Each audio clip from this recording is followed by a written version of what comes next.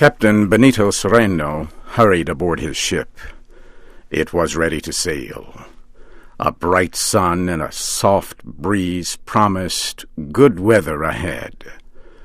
The ship's anchor was raised, and the San Dominique, old but still seaworthy, moved slowly out of the harbor of Valparaiso, on the west coast of Chile. It was carrying valuable products and slaves up the Pacific coast to Callao, another Spanish colonial port near Lima, Peru. The slaves, both male and female, slept on deck. They were not chained because their owner, Don Alejandro, said they were peaceful. The San Dominique moved steadily forward under a clear sky. The weather showed no sign of change. Day after day, the soft breeze kept the ship on course toward Peru. Slave traffic between Spain's colonial ports in this year of 1799 had been steady, but there were few outbreaks of violence. What happened, therefore, on board the San Dominique could not have been expected. On the seventh day out, before daybreak, the slaves rose up in rebellion. They swept through the ship with handspikes and hatchets, moving with the fury of desperate men. The attack was a complete surprise. Few of the crew were awake. All hands, except the two officers on the watch, lay in a deep, untroubled sleep. The rebels sprang upon the two officers and left them half dead. Then, one by one, they killed 18 of the sleeping crew. They threw some overboard, alive. A few hid and escaped death. The rebels tied up 7 others, but left them alive to navigate the ship. As the day began to break, Captain Cereno came slowly, carefully, up the steps toward the chief rebel leader, Babo, and begged for mercy. He promised to follow Babo's commands if he would only put an end to the killings. But this had no effect. Babo had 3 men brought up on deck and tied. Then the 3 Spaniards were thrown overboard. Babo did this to show his power and authority, that he was in command. Babo, however, promised not to kill Captain Cereno, but everything he said carried a threat.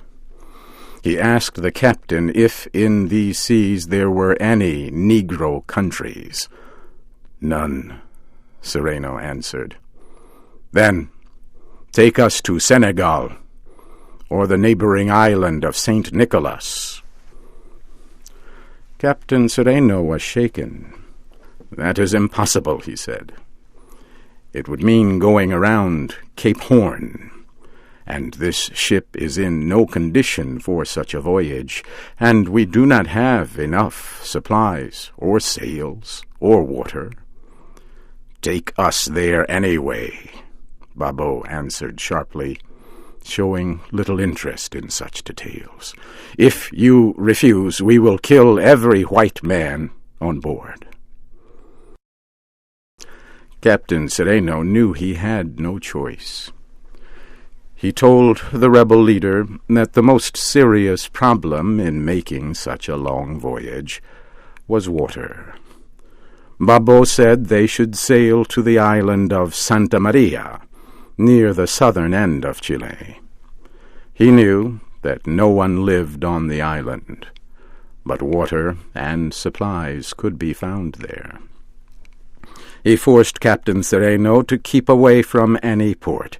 He threatened to kill him the moment he saw him start to move toward any city, town, or settlement on shore.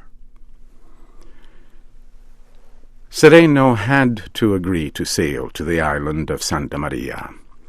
He still hoped that he might meet along the way, or at the island itself, a ship that could help him. Perhaps, who knows, he might find a boat on the island and be able to escape to the nearby coast of Arauco. Hope was all he had left, and that was getting smaller each day. Captain Cereno steered south for Santa Maria.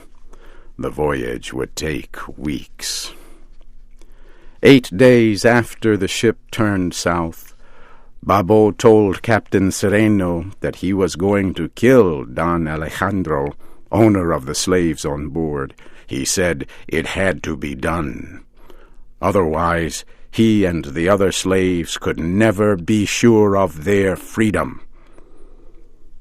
He refused to listen to the captain's appeals, and ordered 2 men to pull Don Alejandro up from below and kill him on deck.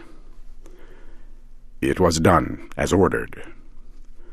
3 other Spaniards were brought up and thrown overboard. Babo warned Cereno and the other Spaniards that each one of them would go the same way if any of them gave the smallest cause for suspicion. Cereno decided to do everything possible to save the lives of those remaining. He agreed to carry the rebels safely to Senegal if they promised peace and no further bloodshed. And he signed a document that gave the rebels ownership of the ship and its cargo. Later, as they sailed down the long coast of Chile, the wind suddenly dropped. The ship drifted into a deep calm. For days it lay still in the water. The heat was fierce, the suffering intense. There was little water. That made matters worse. Some of those on board were driven mad. A few died. The pressure and tension made many violent, and they killed a Spanish officer. After a time, a breeze came up and set the ship free again, and it continued south. The voyage seemed endless. The ship sailed for weeks with little water on board. It moved through days of good weather and periods of bad weather. There were times when it sailed under heavy skies, and times when the wind dropped and the ship lay becalmed in lifeless air. The crew seemed half dead. At last, one evening in the month of August, the San Dominique reached the lonely island of Santa Maria. It moved slowly toward one of the island's bays to drop anchor. Not far off lay an American ship, and the sight of the ship caught the rebels by surprise. The slaves became tense and fearful. They wanted to sail away quickly, but their leader, Babo, opposed such a move. Where could they go? Their water and food were low. He succeeded in bringing them under control and in quieting their fears. He told them they had nothing to fear, and they believed him. Then he ordered everyone to go to work, to clean the decks and put the ship in proper and good condition so that no visitor would suspect anything was wrong.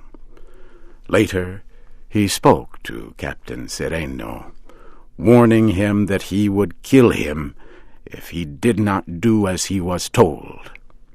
He explained in detail what Cereno was to do and say if any stranger came on board. He held a dagger in his hand, saying it would always be ready for any emergency.